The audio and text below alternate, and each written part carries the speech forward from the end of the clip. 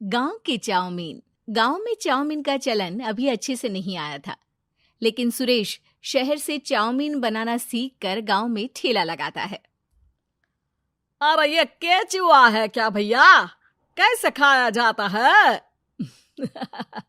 अरे नहीं नहीं, ये चाउमीन है। चाउमीन शहर में खाया जाता है। कितने की दे रहे हो सुरेश? 10 रुपए की प्लेट भरकर। तभी वहां शहर से पढ़ा एक लड़का आता है। जरा एक प्लेट चाउमीन तो देना। सुरेश उसे चाउमीन देता है। उसे चाउमीन खाता देख गांव वाले भी उससे चाउमीन ले लेते हैं और खाने लगते हैं। अरे वाह सुरेश भैया, कमाल की बनाए हो। 2 प्लेट मेरे बच्चों के लिए भी पैक कर दो। बस फिर क्या था, सुरेश का ठेला लगता है और चाउमीन खरीदने वालों की लाइन लग जाती है। तभी वहां से गांव का साहूकार होकर गुजरता है। और ये क्या भीड़ लगी है? लगता है झगड़ा हो गया है गांव में। चलूं मैं अभी तो मजे ले लूं। अरे कहाँ है, इतनी भीड़ लगी है यहाँ? लड़ाई हो गई है क्या?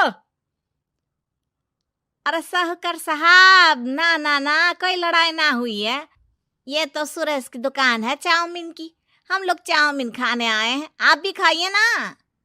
साहूकार चाउमीन खाता है और सुरेश की तरफ देखता है, जो सारे दिन के पैसे गिन रहा होता है।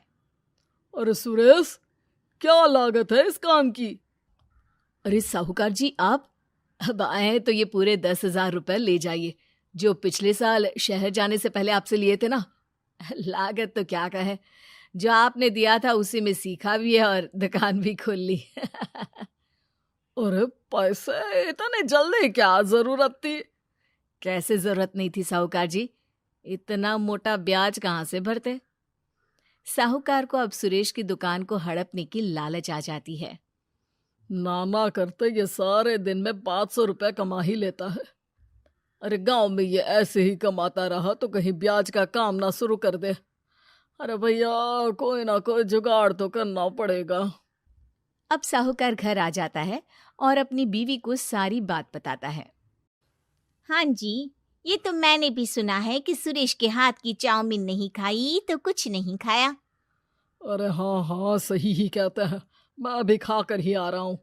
अरे भाग्यवान है, कितना अच्छा हो ना अगर वो पैसा हम लोगों को मिल जाए। क्यों? हैं? हाँ, वो तो है, लेकिन कैसे? हम लोगों को तो चाउमीन बनाना आता ही नहीं है। साहूकार और उसकी बीवी अब रोज चुपके से सुरेश के घर जाते हैं और खिड़की से उसे चाउमीन बनाते देखते। अब क्या था, दोनों को चाउमीन बनाना आ जाता है। फिर एक रोज, और सुरेंद्र, तुझे साहूकारनी ने बुलाया था। बोल रही थी कि बेटे के जन्मदिन में 10 किलो चाउमीन का ऑर्डर देना है। बना दोगे ना? अरे हाँ हाँ साहूकार जी, मैं जरूर बना दूंगा। कब देना है घर में 10 किलो चाउमीन? अरे वो तो तू घर आकर बता कर लेना, मैं नहीं बता पाऊंगा। ठीक है, शाम को काम निपटा कर आ जाता हूँ।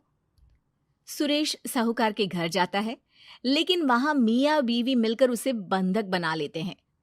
अरे मुझे क्यों बांध रखा है? मुझे छोड़ दो। आज से तेरा ठेला मैं लगाऊंगा और बहुत सारे पैसे कमाऊंगा। साहूकार एक आदमी को सुरेश की निगरानी में लगा देता है और वहां से चला जाता है। अगले दिन, अरे साहूकार जी, आप कब से चाउमीन बेचने लगे और अपना ये सुरेश कहाँ गया? और वो तो शहर गया है। उसका कोई काम निकल आया था। बोल रहा था कि जब तक वो ना आए तब तक मैं ही उसके ठेले का काम कर दूं। पैसे भी तो बहुत उधार ले रखे थे उसने। लगता है कर्जा भरने के डर से भाग गया है। अरे पर वो तो बोल रहा था कि उसने सारा कर्जा उतार दिया है, और वो क्यों भागेगा? इतना तो कमा रहा था। अरे मुझे क्या पता। अरे चाउमीन खाना है तो बोलो, नहीं तो भागो यहाँ से। अरे हाँ हाँ, दे दो दे दो। अब तो चाउमीन खाना पूरे गांव के लोगों के लिए आदत ही बन गया है। ना खाओ तो नींद ना आए। हाँ हाँ, तो लो और निकालो 50 रुपए। 50 रुपए क्यों? सुरेंद्र तो 10 रुपए में देता था। अरे वो पागल था, मैं थोड़ी ना हूँ। गांव वाले, जिनको चाउमीन की लत लग गई थी, वो करते भी क्या? दे दो और ये लो 50 रुपए। लेकिन फिर साहूकार उन लोगों को प्लेट में थोड़ी सी चाउमीन रख देता है। अरे ये क्या, पैसे 5 गुना ज्यादा और चाउमीन बस इतनी सी। अरे साहूकार साहब, भगवान से तो डरो। बस फिर क्या था, साहूकार की मन मर्जी चलने लग जाती है और गांव वाले करते भी क्या। एक रोज मुझे तो लगता है कि सुरेश को साहूकार ने मार डाला होगा, क्योंकि उसका काम इतना अच्छा चल रहा था, फिर वो क्यों जाता, और वो भी साहूकार के हवाले दुकान करके। ना बाबा ना। अगले रोज भाग्यवान, देखो तो जरा, इस सुरेश भी ना कितना पागल था। जिस काम से वो ज्यादा पैसे बना सकता था, उससे इतने कम पैसे छाप रहा था। 50 रुपए प्लेट में भी गांव वाले खूब खा रहे हैं चाउमीन। हाँ जी, और जितने में वो लोगों को 10 प्लेट खिलाता था भर भर कर हम लोग उतने में 20 प्लेट बना रहे हैं। क्यों जी? वहीं सुरेश रोज भगवान से मांगता कि बस एक बार वो किसी तरह वहां से निकलने में कामयाब हो जाए, लेकिन उसकी हर कोशिश नाकामयाब होती। फिर एक दिन, अरे भाग्यवान, ऐसा कुछ करो कि चाउमीन बनाने का खर्चा आधा हो जाए, जिससे हम लोगों को और मुनाफा हो। ना जी, मुझे तो कोई तरकीब ना सूझ रही। अरे सुनो, एक काम करते हैं, चाउमीन बनाने में जो सब्जी लगती है वो मंडी में लेने तुम देर रात चली जाना। तब तक वो सारी सड़ी गली सब्जी जो दुकानदार वहीं फेंक जाते हैं, वो उठा कर ले आना फ्री में। अरे वाह जी वाह, आप तो बहुत समझदार हैं जी। बीवी वैसा ही करती है, लेकिन अब लोग चाउमीन खाते तो मुंह बनाकर। फिर एक बार, अरे राम राम राम, ये पेट में दर्द काहे हो रहा है? आई, आई, आई, आई, आई।